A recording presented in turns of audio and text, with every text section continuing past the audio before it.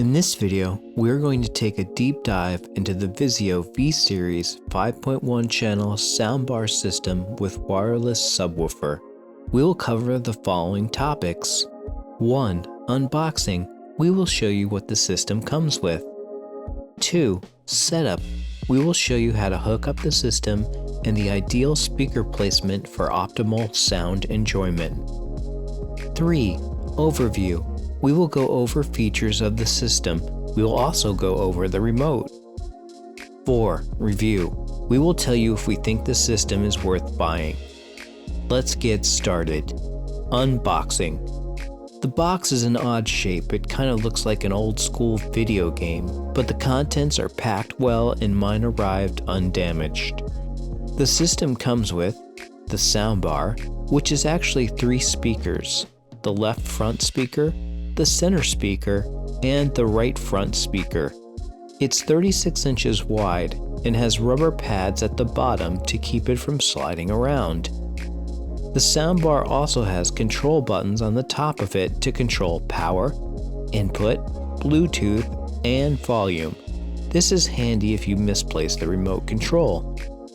The 5-inch subwoofer delivers the bass sound. It's wireless, so that it does not have to be wired to the soundbar, which I like. No wires running across the room. The subwoofer speaker faces down to the floor. 2 rear satellite surround speakers, left and right. These are placed behind the listener. They are actually quite small, which I like. They leave a small footprint. A remote control which comes with 2 decent AAA batteries.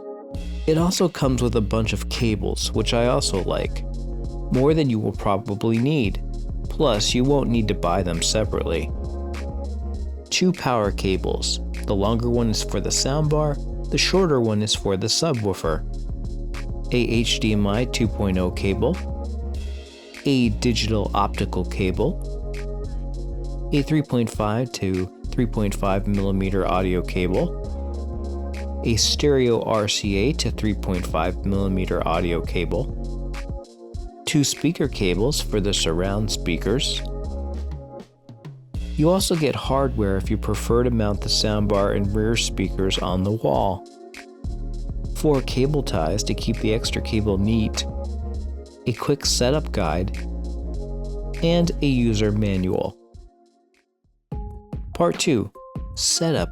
Now let's hook up the system. First, let's hook up the subwoofer to the rear surround speakers. I'll show you this on the table so it's easy to see. You simply connect the appropriate color-coded speaker cable to the back of each satellite speaker.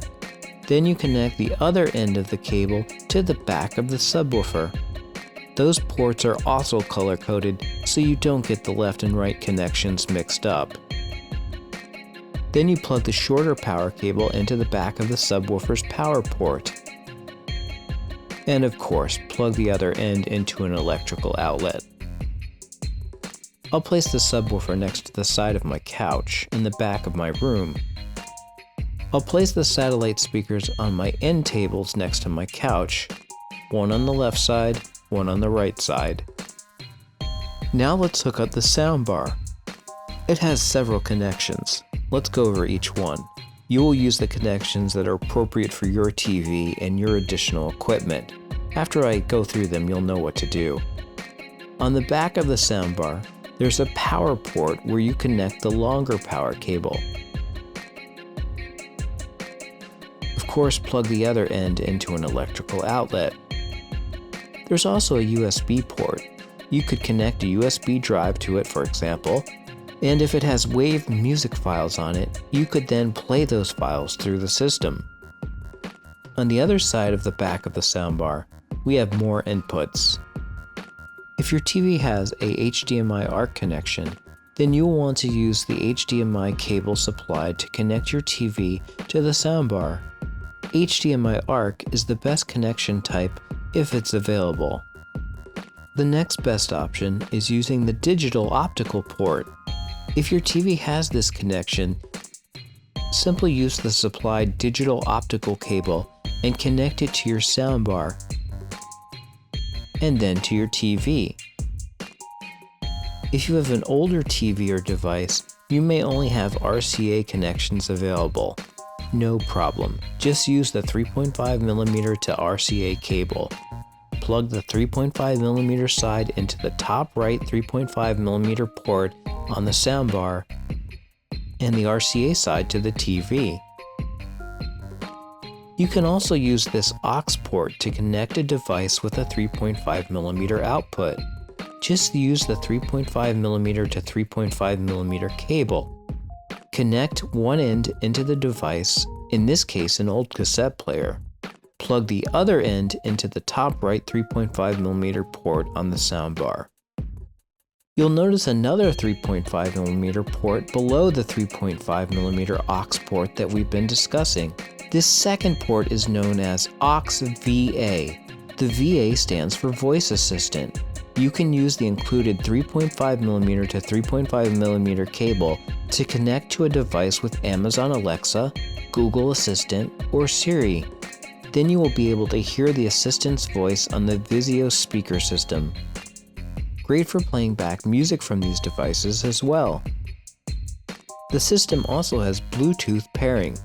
For example, if I press and hold the Bluetooth button on the top of the soundbar for 5 seconds, I can launch the Settings app on my iPhone, go to Bluetooth, make sure that Bluetooth is on, and then select Vizio V51. Now, if I close Settings and launch a music app, I can play music on my phone and the sound will play through the Vizio speakers. That's pretty much it for system setup. I was able to hear surround sound through the system playing through my TV after doing these initial setup steps. It was pretty easy. If you're having any issues at this point, it's probably because you need to go into your TV or device's menu and change some settings. Each device is different. See your device's user manual. Proper speaker placement. For the best surround experience, position the soundbar in front of your TV at ear level. The right and left surround speakers go behind where you sit, on the right and left sides respectively. They should also be at an ear level height if possible. The subwoofer can sit on the floor. Since it's connected to the surround speakers, you can place it near those speakers. The important thing is to not block the subwoofer's port. If you don't have room to put the surround speakers in the back of the room, you can place them on the sides of the soundbar as shown, with the subwoofer nearby on the floor. But this is not the preferred setup, but don't sweat it if you don't have a choice. This setup will still sound much better than your TV's speakers alone. 3. Overview. Let's go over the remote next. It's a good way to get an overview of this surround sound system. The input button simply cycles through the inputs. Pick the source that you want to listen to through the speakers. Your choices are HDMI ARC, Bluetooth, USB, aux VA, and optical. As you can see, all of these options coincide with all of the inputs that we have previously discussed. The Bluetooth button is next. If you press it once, you go to that input. If you press and hold it for 5 seconds, you can pair it with a Bluetooth device, like I did with my phone. Then we have a power button. It simply turns the system on and off. The next part of the remote, the circular part, is for cycling through and changing audio settings by clicking up, down, left, or right. The OK button in the middle is used to select an option. These controls also have a dual purpose, like when you are playing music through your phone over Bluetooth, for returning to the previous track or skipping to the next track. The OK button also acts as a play/pause button. The volume up and down buttons are pretty self-explanatory. There's a mute button at the bottom of the control that will silence your speakers. The EQ button is for cycling through EQ preset settings. You get movie, music, direct, and game. The level settings button allows you to change the volume of each individual speaker. You can individually control bass, treble, dialogue, center, subwoofer, surround, and surround balance levels. It's a good way to manually control all of these levels if you want to customize the sound in your room. The effect button is for changing effect settings, including surround. When surround is on, Dolby and DTS surround content will produce full 5.1 sound. There's also a surround front option. Use this if you place the surround speakers next to the TV instead of in the back of the room. In addition, there's a surround dual option. This is good for listening to audio that isn't in 5.1 surround sound. Music, for example, is in stereo. With dual selected, the rear surround speakers will match the same sound coming out of the soundbar's left and right speakers. Virtual X. When Virtual X is on, all inputs will produce a virtual sound technology that simulates the effect of having overhead sound. That's how Vizio describes it. You will have to hear it for yourself to see if it's an effect that you find useful. True Volume. When True Volume is on, volume levels are more consistent. For example, when you're watching a TV show, when a commercial comes on, the commercial won't sound a lot louder than the show, which often happens. Night. This is night mode.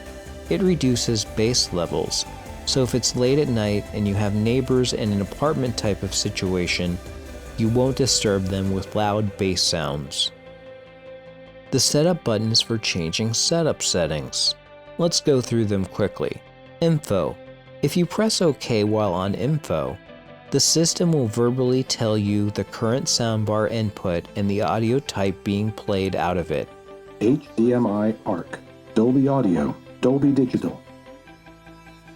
Auto VA.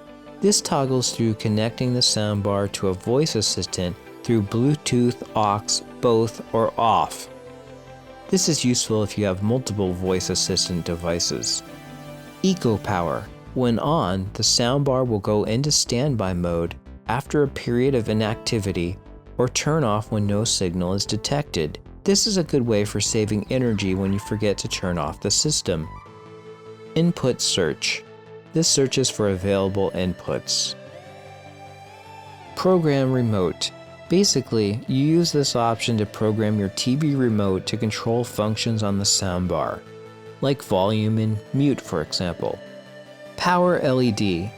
This enables or disables the power LED. That's the little light on the side of the soundbar. As a side note, you'll also see these lights lighting up in different patterns when you're adjusting settings on the remote control. This gives you a visual reference of the changes you are making. Here's what adjusting the volume up looks like. Here's what adjusting it down looks like. AV Delay. This setting is used if you notice that your soundbar audio and television video are out of sync. This is rare but could sometimes happen on old devices. Reset Audio. This resets your audio settings only. Reset All. This resets everything on the system. Only do this if you must. It's like starting over. Speaker Test. A voice will begin calling out each speaker. It cycles through all of the speakers. It's helpful to make sure that all of your speakers are set up properly and working. Left front, left front, center, center, right front, right front, right rear, right rear, left rear, left rear. When it gets to the subwoofer, you will hear white noise.